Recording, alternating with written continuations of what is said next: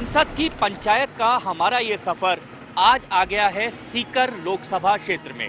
सीकर लोकसभा क्षेत्र यानी शेखावाटी का एक तरह से कहा जाए, जो शेखावाटी अंचल है उसकी राजधानी कहा जा सकता है सीकर को। जैसे ही आप सीकर में आते हैं आपको महसूस होने लगता है शेखावाटी जो कल्चर है वो पूरी तरह से यहाँ रंग में डूबा हुआ है। सीकर के सीकर अगर नाम के बारे में बात की जाए तो इसको लेकर यहाँ पर कई सारी बातें हैं। इसका नाम पहले श्रीकर या शिखर नाम था, जो अपभ्रंश होकर सीकर हो गया। वीर पुत्रों और धन कुबेरों की नगरी कहा जाता है सीकर, पूरे जो ये लोकसभा क्षेत्र है इसको, क्योंकि यहाँ से बड़े बड़े जितने उद्योगपति हैं वो यहाँ से निकले हैं। इसलिए काफ़ी सारे यहाँ पर शिक्षा केंद्र उद्योगपतियों ने यहाँ पर खोल रखे हैं। और बहुत सारे, अगर राजनीतिक रूप से अगर बात की जाए सीकर की, तो अभी हम जिस जगह पर खड़े हैं वो जमनालाल बजाज चौराहा यहाँ पर है। जमनालाल बजाज जो थे वो सीकर से ही थे, जो महात्मा गांधी हैं उनके मानस पुत्र कहा जाता है। उनकी यहाँ पर ये मूर्ति भी जमनालाल बजाज की निकली है, यहाँ पर लगी हुई है। तो सीकर लोकसभा क्षेत्र के अगर राजनीतिक इतिहास की बात करें तो 1977 तक यहाँ पर जो चुनाव थे वो चुनाव बाहरी लोग जीतते आए थे। उद्योगपति यहाँ से चुनाव लड़ते थे और उद्योगपति यहाँ से चुनाव जीतते रहे।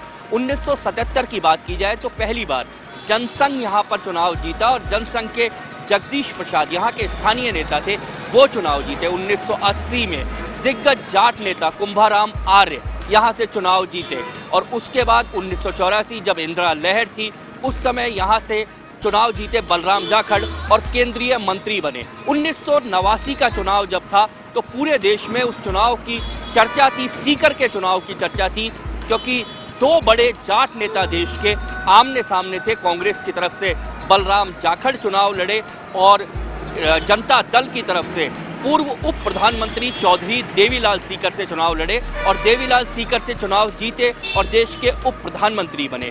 उसके बाद की अगर बात की जाए तो फिर एक बार बलराम जाखड़ यहाँ से चुनकर गए और उसके बाद डॉक्टर हरी सिंह ने सीट पर कब्जा जमाया। उसके बाद भारतीय जनता पार्टी की तरफ से सुभाष महरिया यहाँ से चुनाव जीते और जो पिछले चुनाव की अगर बात की जाए तो महादेव सिंह खंडेला यहाँ से चुनाव जीते।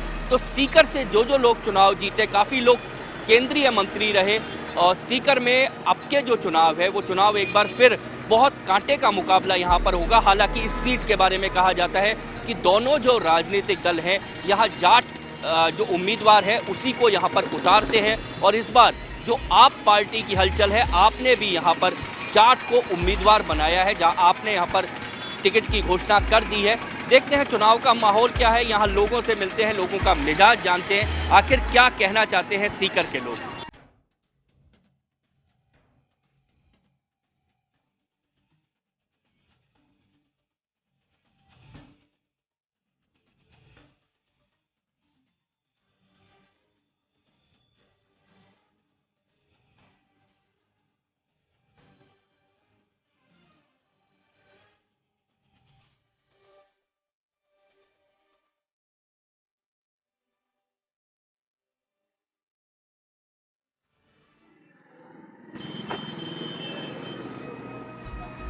सीकर लोकसभा का अब हमारा जो ये सफर है, हमारे साथ अब इस सफर में है हमारे संवाददाता जो सीकर के हैं रमेश शर्मा हमारे साथ हैं। सबसे पहले रमेश से जानते हैं। रमेश, पिछला चुनाव जो हुआ, पिछले चुनाव में यहाँ से जो कांग्रेस ने जीत दर्ज की, क्या बड़ा कारण मानते हैं?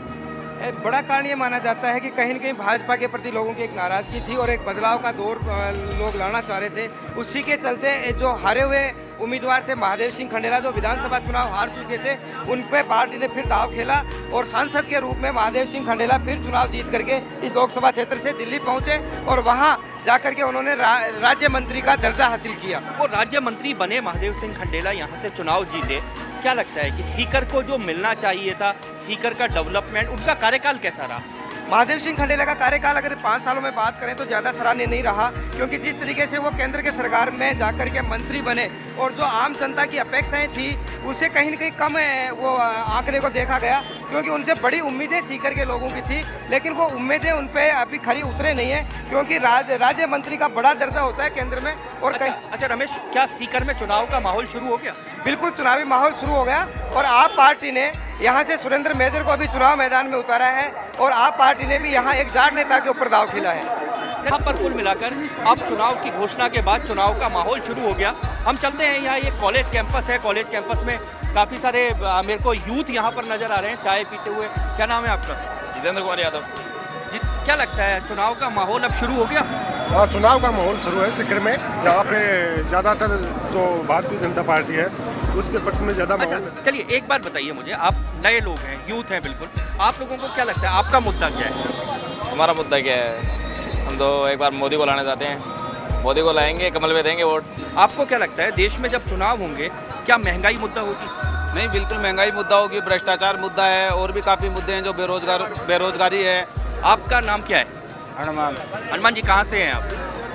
आसपास दातारामगढ़ के, सीकर लोकसभा क्षेत्र के।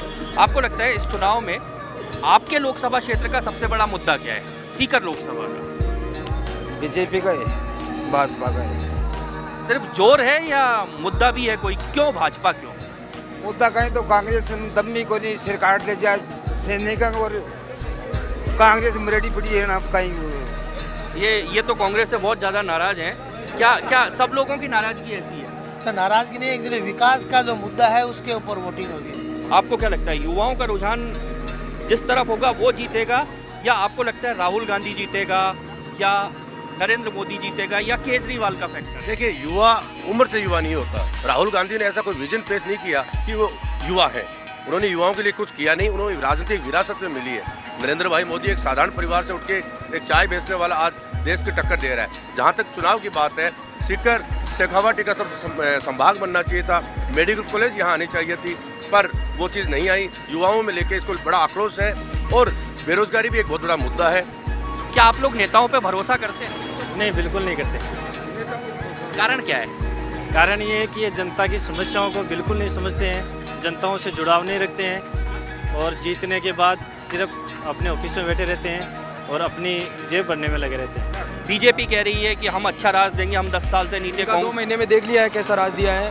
यहाँ की मेडिकल कॉलेज थी वो भी यहाँ से हटा के चोरू चली गई है। शेखावाटी विश्वविद्यालय का मुद्दा था, वो भी 2 महीने में 60 दिन की कार्य योजना में एक भी वादा पूरा नहीं हुआ। ऐसा तो नहीं है कि यूथ जो है, आप जैसा युवक जो है या बाकी यूथ की बात करें, जल्दी नाराज हो जाता है, जल्दी फ्रस्ट्रेट हो जाता है? झूठे वादों का तोड़ क्या? नेता तो यही रहेंगे। हाँ सर, वो अपना काम सही तरीके से करें, जो उन्होंने वादे किए उन वादों पे पूरा करें, वही है तोड़ इसका। आप क्या आम आदमी पार्टी पे विश्वास करते हैं? ये सर करता हूँ। कारण क्या है? आपको क्यों लगता है आम आदमी पार्टी है? ना, आम आदमी पार्टी भ्रष्ट भी तो नहीं है सर। अच्छा, बाकी पार्टियां भ्रष्ट हैं? या सर। रमेश, सीकर में लोगों में नाराजगी बहुत है। आखिर क्यों? यूथ कहता है कि नौकरी नहीं है। बुजुर्गों से हमने बात की, सरकार को वो कहीं ना कहीं कोसते नजर आ रहे हैं। क्या लगता है? आज सिर्फ एक ये पूछना चाहता हूँ कि लोग क्या चाहते थे जो लोगों को नहीं मिला? आशीष, अगर बात करें तो विकास के मुद्दों पे पिछला चुनाव लड़ा गया था, लेकिन जितने विकास के वादे किए गए हैं वो पिछली सरकार ने पूरे नहीं किए और उसी को चलते कहीं न कहीं युवाओं में इस बात को लेकर के नाराजगी है। और अब जो यूथ है, युवाओं की जो यूथ है वो मोदी के प्रति काफ़ी आकर्षण है, क्योंकि मोदी पहले भी विधानसभा चुनाव में यहाँ से चुनावी रैली संबोधित कर गए और जब से मोदी ने चुनावी रैली संबोधित की है इसके बाद में युवाओं में एक अलग सा जोश है और कहीं न कहीं लगता है कि युवाओं की जो वोटिंग है या युवाओं का जो परसेंटेज होगा वो कहीं न कहीं भाजपा के पक्ष में होगा। चलिए, यहाँ पर कहीं ना कहीं जो रंग दिख रहा था, मुझे लग रहा है रमेश पर भी थोड़ा थोड़ा चढ़ने लगा है।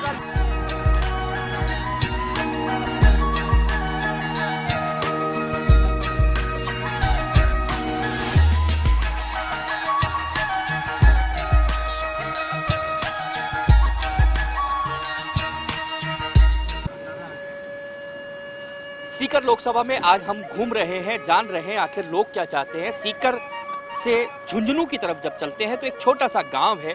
गांव कौन सा है अभी हम यहाँ के लोगों से यहाँ से जानेंगे, लेकिन अभी हम इस गांव में रुके हैं। शेखावाटी की जो बोली है उसकी मिठास इस बात में है कि आप तुरंत लोगों से जुड़ जाते हैं। यहाँ एक शब्द काम में लिया जाता है, भाई जी, और जैसे ही आप भाई जी कहते हैं अगला चर्चा के लिए तैयार है। अन्य किसी संबोधन की जरूरत नहीं है।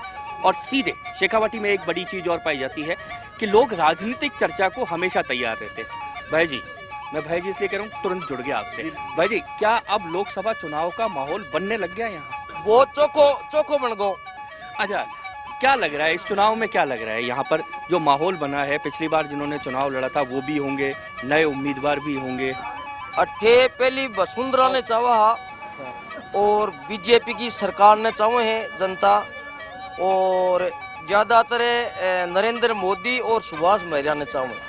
राजस्थान के गांव में जनरली जब आप घूमेंगे, बाहर निकलेंगे, तो लोग आपको चौपड़, ताश ये खेलते हुए लोग आपको अक्सर मिल जाएंगे गांव के आसपास। हम इन लोगों से बात करते हैं। आपको 2 मिनट हम रोक लें आपके खेल को। इस बार किसका इक्का निकलेगा, क्या लग रहा है? मोदी का निकलेगा। मोदी का। तो फिर पिटेगा कौन सा पत्ता इस बार? कांग्रेस। मोदी के मुकाबले कुछ नहीं। प्रधानमंत्री तो मोदी ऐसी और तो सीकर में लोग कहते हैं कि सीकर का चुनाव जो है कहीं ना कहीं जातिवाद पे लास्ट में हो जाता है। आपको ऐसा लगता है? नहीं, कोई ऐसी कोई वोट नहीं है, जातिवाद नहीं है सीकर में कुछ। नेता आप लोगों के पास आते हैं या नहीं वोट मांगने? वोट मांगने भी नहीं आते? नहीं आते हैं यहाँ, कोई नहीं आता। तो आप बिना मांगे वोट दे देते हो? देना ही पड़ता है, क्या इलाज है। शाम का धमाल। तो यार हम इतनी दूर से आए हैं, 2 लाइन कोई धमाल की हमको भी सुना दो ना कोई। मोदी दोस्त फिर मिलांगा, फिर मिला, अब की बार मोदी से ही मिलांगा। ये तो आप मोदी का सुना रहे, वो मेहरिया जी को सुनाना चाहिए।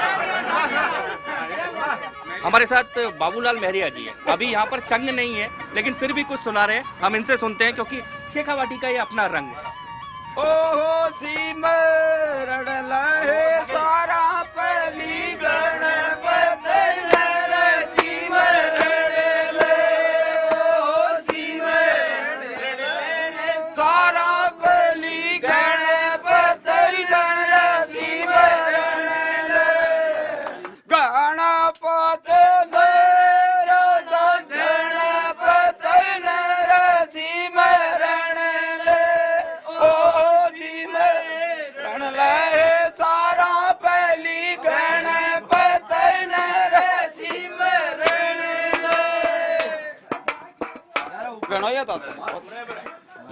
ये सच में वो हिंदुस्तान है जो अपने आप को जीता है, और यही रंग है शेखावाटी के रंग।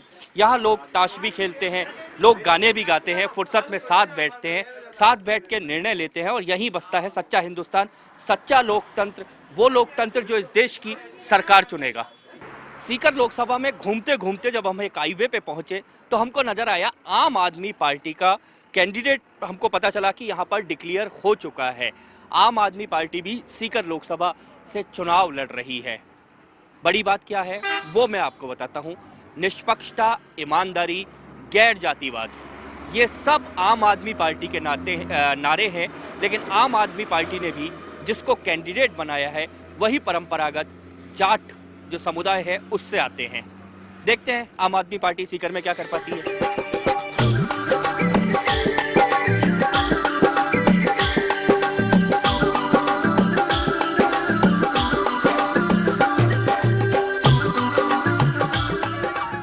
तो हम जयपुर सीकर से जब झुंझुनू की तरफ जा रहे थे तो कुछ गांवों में हमें सौर ऊर्जा के संयंत्र नजर आए। हम पूछते हैं लोगों से आखिर क्या, अब क्योंकि बदल रहा है, बहुत कुछ बदल रहा है। हमारे साथ हैं, आपका नाम क्या है? मदन सिंह। मदन सिंह जी हमारे साथ हैं। इनका खेत है, इनके खेत में भी इन्होंने सौर ऊर्जा प्लांट यहाँ पर लगाया हुआ है। मदन सिंह जी, क्या लगता है क्यों लगाया? ये तो पेड़ पालने के लिए लगे। क्या इससे फायदा मिल रहा है? फायदा मिल गया, बहुत अच्छी टेक्नोलॉजी है। क्या बिजली महंगी हो गई इसलिए आप लोगों को लगता है? नहीं, बिजली भी महंगी होगी और थोड़ी ज़मीन के अंदर पेड़ पालने के लिए बहुत बढ़िया साधन है, और ये सारा काम दिन में चलता है, धूप से चलता है, अच्छी टेक्नोलॉजी है, रात को किसान फ्री होता है, इसलिए मैं तो इसको बढ़िया मानते हैं। यानी कुल मिला क्या जो सरकारें होती हैं बिजली में कभी कटौती कर देती हैं, कभी कम देर देती हैं, देती हैं, कभी वो रेट बढ़ा देती हैं। इन पे भरोसा नहीं रहता। हाँ, भरोसा नहीं रहता, ये भरोसे का काम है। ये भरोसे का काम है, भरोसे का काम। तो यानी कुल मिलाकर आदमी कहीं ना कहीं संशय में होता है, सरकारों पे भरोसा नजर नहीं आता। मदन सिंह जी, चुनाव का माहौल बन गया यहाँ? चुनाव का माहौल का तो मैं नहीं कह सकता, बनने लग जाएगा, अब धीरे धीरे बनने लग जाएगा, अभी टाइम है।